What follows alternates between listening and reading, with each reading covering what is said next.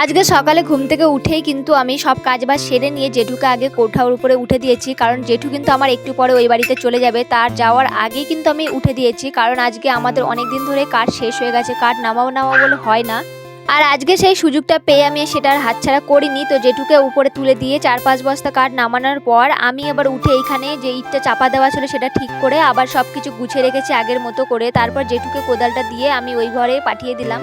আর আমি কিন্তু সকালে একবার ঝাড় দিয়েছি, আর এই ইট ফিট নামানোর চক্করে আমাদের কিন্তু আবার নোংরা হয়ে গেছিলো উঠোনটা, তার জন্য আমাকে আবার নতুন করে ঝাড় দিতে হয়েছে। তো ঝাড় সব কিছু দিয়ে আমি চলে গেছিলাম উনুনটা ঠিক করতে, কারণ আজ অনেক দিন ধরে কিন্তু উনুনটার মধ্যে কোনো মাটি ফাটি দেওয়া হয়নি।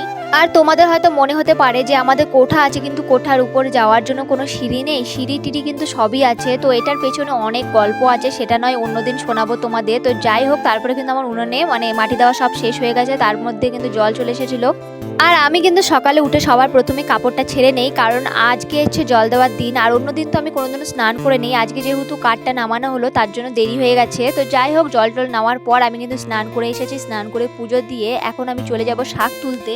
আর শাক বলতে আমি কিন্তু চলে গেছিলাম সজনে পাতা তুলতে। আর সজনে পাতার গাছে জানো তো আজ এই বছর অনেক পরিমাণে শুয়োপোকা হয়েছে, আর প্রতি বছরও কিন্তু হয়, এবারটা না একটু বেশি হয়েছে। তার মধ্যে আমি কয়েকটা বেছে বেছে ডাল নিয়েছি।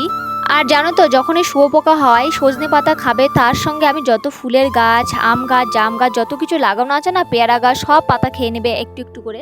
তো কিছু তো করার নেই, কারণ ওরাও তো জীব বলো, ওরা যদি আমাদের থেকেই না খায় তো কাদের খাবে। তো যাই হোক, তো আমি কিন্তু সর্বপ্রথমে খাবারটা খেয়ে নিয়েছি, খাবার খাওয়ার পর চলে গেছিলাম রান্না করতে। আর আমি কিন্তু সকালে সবজিটা কেটে রেখেছি, আজকে করবো ভেন্ডি ভাজা, তার সঙ্গে হবে সয়াবিন আলুর তরকারি, আর থাকছে শাক ভাজা। আর আমার হাতে যে লঙ্কাগুলো দেখলে, এই লঙ্কাগুলো কিন্তু পচে গেছে অনেকটাই, তার জন্য আমি এটা ফেলে দেবো না, এখান থেকে যে গাছটা হবে সেই গাছটা আমি পরে লাগাবো। আর লঙ্কা থেকে বীজ বের করে দিলে হয়তো বেশি রেজাল্টটা ভালো হতো। তো যাই হোক, আমি কিন্তু ওইভাবে দিয়েছি, কারণ হাতটা জ্বালা করে আমার লঙ্কা চিরলে, তার জন্য। আর এখানে কিন্তু আমি শাকটাকে ভালো করে বেছে ধুয়ে নিয়েছি। আর আজকে আমার রান্না করতে গিয়ে দেখো কড়াইটা অনেকটাই পুড়ে গেছে। আর আজকে কিন্তু আমি প্রায় অনেক শর্টকাটে রান্না করছি, কারণ আমি শুধু সয়াবিনটা ভেজেছি কিন্তু আলুটা ভেজে নেইনি।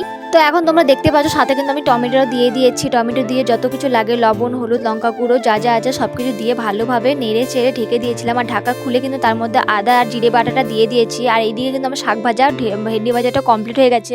তারপরে আমি কিন্তু পরিমাণ মতো জল দিয়েছি ঝোল ফোটার জন্য। তো আজকে রান্না আমার এখানেই কমপ্লিট হচ্ছে। তো দেখা হচ্ছে অন্য কোনো ভিডিওতে, ততক্ষণের জন্য টাটা।